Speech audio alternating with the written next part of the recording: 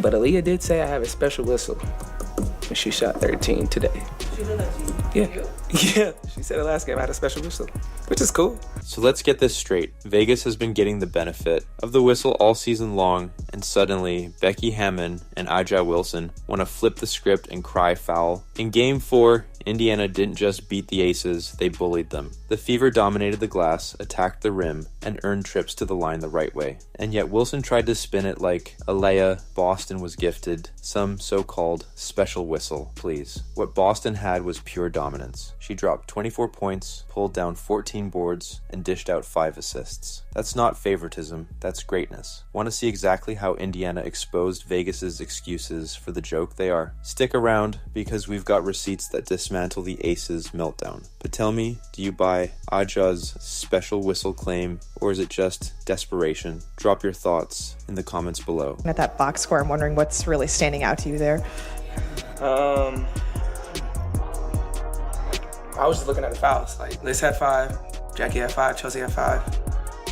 And that's very interesting to me because I'm not saying we don't foul. Yeah, we foul here and there, but that's very interesting. Why is it that the Aces only start complaining about the officiating after 3 straight games of being gifted every soft call in the book? That's the real question here. From the very start of this series, it's been Indiana on the short end of the whistle. Every time Aliyah Boston tried to establish position down low, she'd get whistled. Every time Kelsey Mitchell moved her feet to stay in front on defense, she'd get tagged for the lightest contact. And who did all of that benefit? Vegas. It allowed them to find their rhythm, send A'ja Wilson to the line, and stack up free points. So, the one time in Game 4, when Indiana finally flipped the script, attacked the rim, and actually earned those free throws, suddenly the Aces' entire bench acted like the sky was falling. He certainly felt like a differently officiated game than other parts of the series. I think we had more defensive 3 seconds today than any other part of the playoffs.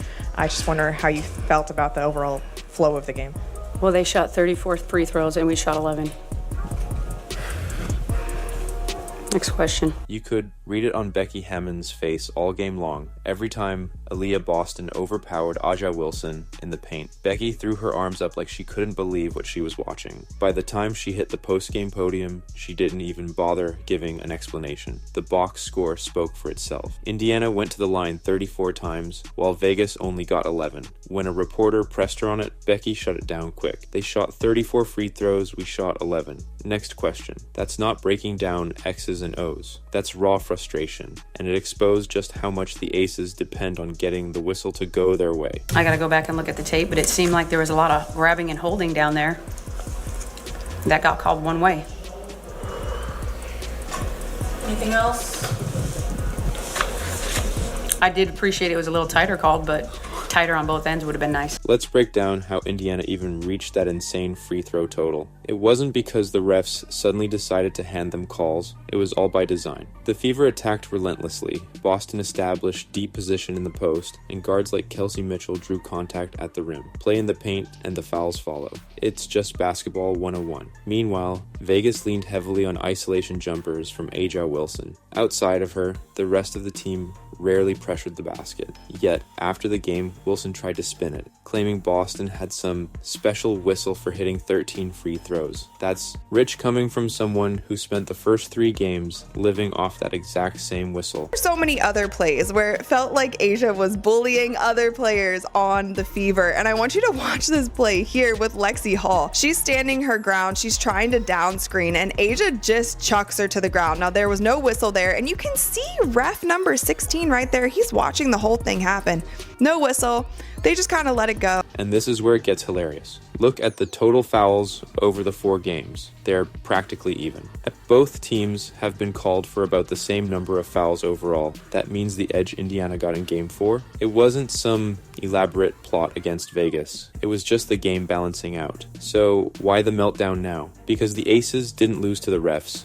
They lost to Indiana attacking the paint and outworking them. You can blame foul trouble all you want, but let's be honest. 3 Vegas starters picking up 5 fouls each wasn't about officials targeting them. It was Indiana exploiting mismatches, pounding the post relentlessly, and forcing Vegas to defend again and again. That's strategy, not favoritism. And then Becky Hammon made it even worse, calling a timeout she didn't have and gifting Indiana a technical free throw in crunch time. That's the cherry on top of the comedy. In the end, Vegas beat itself just as much as Indiana beat them. Credit goes to Indiana for executing and capitalizing on every opportunity. Gonna have 4.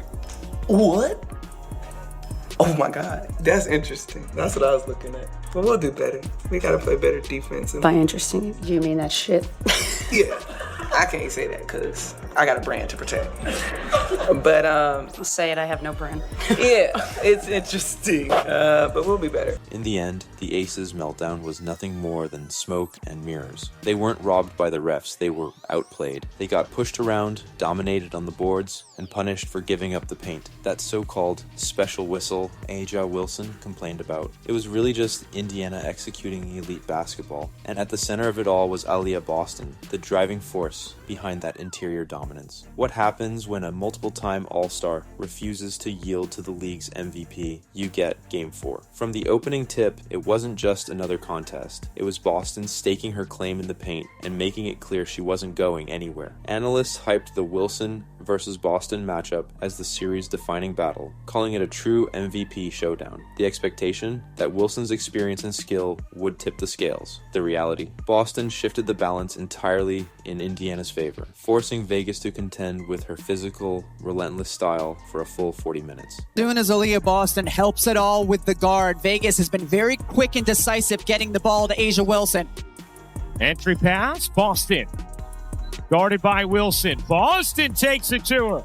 Efficient and effective. Look at where she catches the ball initially, working hard, regains it, then comes back and... Wilson still put up big numbers, 31 points on the board, but anyone watching knew just how hard she had to fight for every bucket. Every time she touched the ball, Boston's physical presence pressed into her, nudging her off her spots and pushing her away from the rim. Shots that usually come easily for Wilson had to be earned through sheer effort. That relentless pressure took a toll over the course of the game, and it showed in how the rest of the Aces struggled to find any offensive rhythm around her. Right.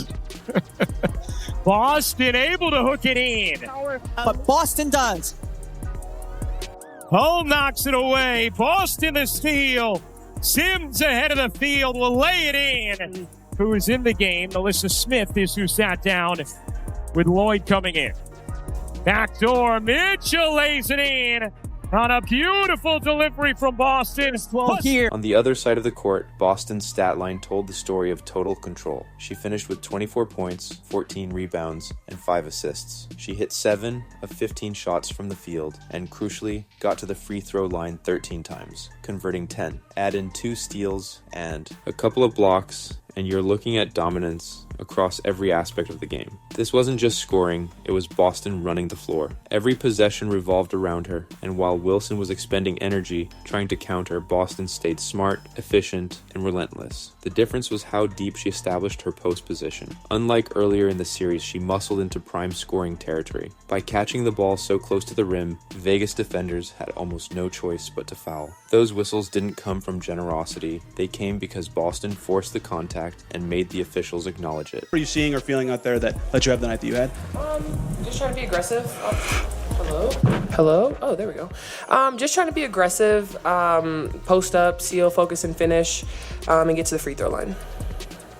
To Steph or Aliyah, did either of you see anything on tape the last couple of games for you specifically to try to get you more looks or better looks, especially as you did in that second half? Yeah, I mean, we've watched a lot of film, but I think for me, just working on my positioning, trying to get earlier seals, and so that was the focus for me tonight, and I was able to do that. Remember Game 3 when Vegas tried to rattle Boston by swarming her early and keeping her out of rhythm? That strategy forced turnovers and rushed shots, but Boston adjusted. Game 4 was a masterclass in adaptation. She anchored herself in the post, handled the double teams with patience, and when the defense collapsed, she found open teammates dishing out 5 assists. That's how great players respond in the postseason, by studying, adjusting, and making smart plays under pressure. Been unleashed.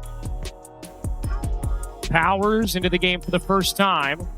Here's Boston working Young and finishing. Let's give some love where it's due. The post work. Aliyah Boston sees a guard on her. The double comes, passes back out. So what does she do? She reposts, puts her right hand up so that Wilson tried to spin the narrative afterward, suggesting Boston got some special treatment from the refs. But the tape tells a very different story. This wasn't about officials giving Boston favors. It was Boston giving Vegas the work. She absorbed contact, delivered it herself, and battled through physical play on both ends of the floor. If you want to call it special, call it what it really was. Special control, not favoritism. This series had been a test of whether Indiana could stand up to Vegas's star power. Game 4 made the answer crystal clear. Boston didn't just keep pace, she shifted the balance of the series. The paint, once Wilson's territory, became Boston's domain. And with her setting that foundation, the rest of the Indiana roster started stepping up, adding layers of production that made Indiana's inside dominance nearly impossible for Vegas to counter. coming off the on ball, getting her feet set.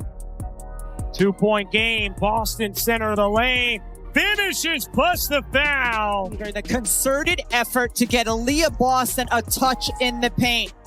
That time, A'ja Wilson, his arm is caught around, so she fouls her on the left side while Boston finished. Boston may have been the anchor, but when the game tightened, the rest of Indiana's squad stepped up. The star of that effort, Kelsey Mitchell. She dropped 25 points, living up to her role as the team's closer. Going 9 for 20 from the floor, hitting a few threes and converting nearly every free throw, Mitchell carried Indiana down the stretch. But she wasn't just hunting her own shot. Her 4 assists showed sharp awareness, punishing Vegas whenever they overcommitted, finding open teammates, and exploiting defensive rotations. Even against an Aces defense that pressed every perimeter touch, Mitchell still rose over contests, sliced through slow rotations, and kept pace bucket for bucket.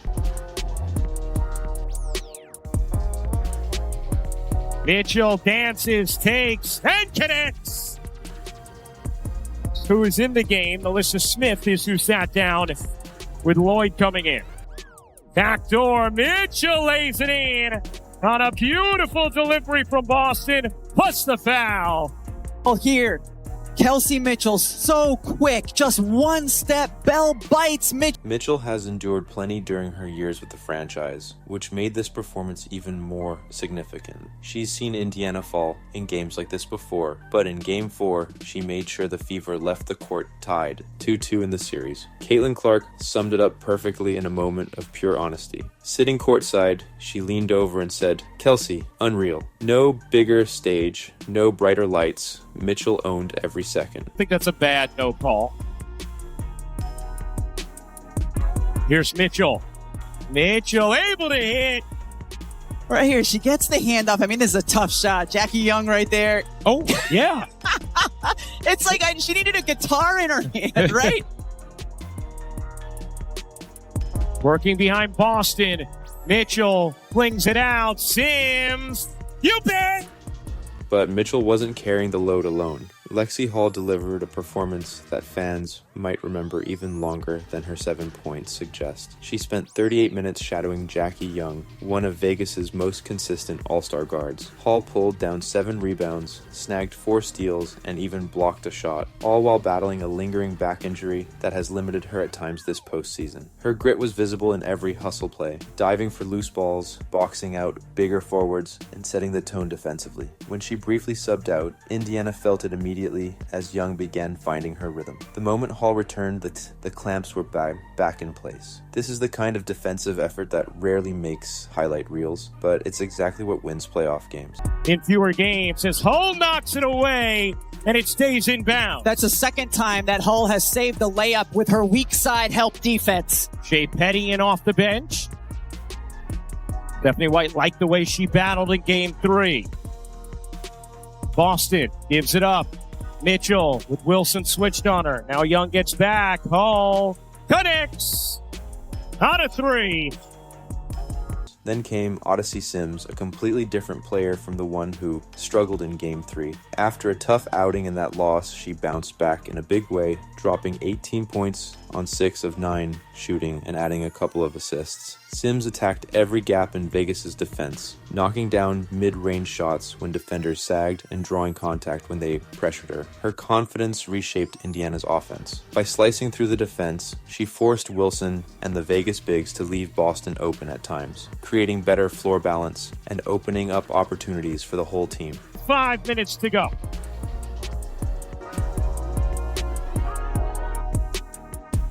Sims stops and banks it in. Shea Petty's box score may not jump off the page, but her impact was steady and crucial. In 16 minutes, she contributed 7 points, 3 rebounds, and 2 steals. More importantly, her composure kept Indiana grounded whenever Vegas threatened to swing momentum. She knocked down timely shots, maintained proper spacing, and protected the ball when things could have gotten chaotic. In a tight semifinal like this, that kind of veteran calm is invaluable. Aliyah slipped to 6. Think that would change if they redrafted?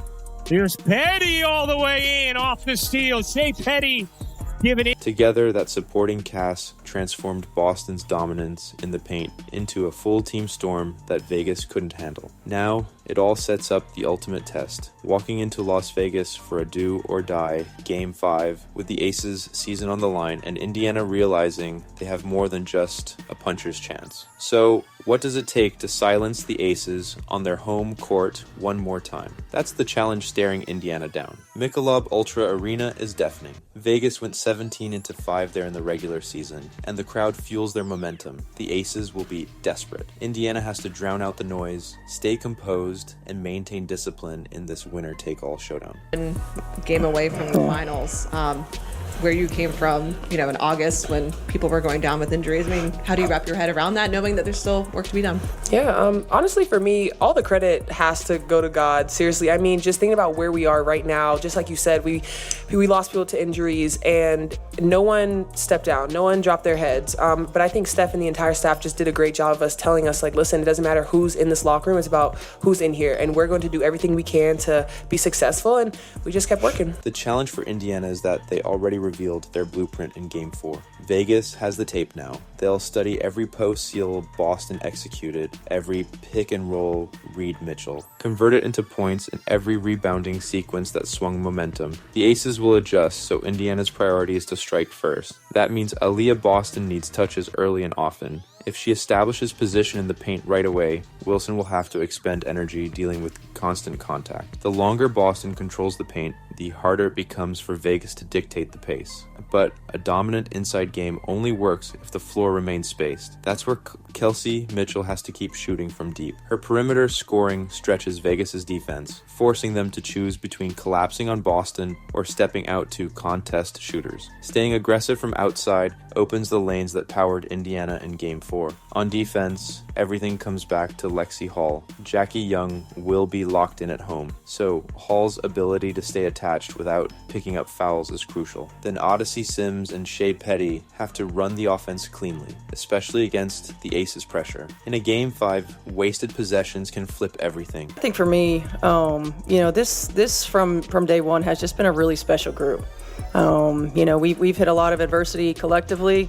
I had some tough stuff that I was going through personally, and this group would just rallied around me, rally around each other, and truly do live the mantra of we over me. And it's just been a really, really special group. You don't always get these opportunities to coach groups like this at the professional level, especially.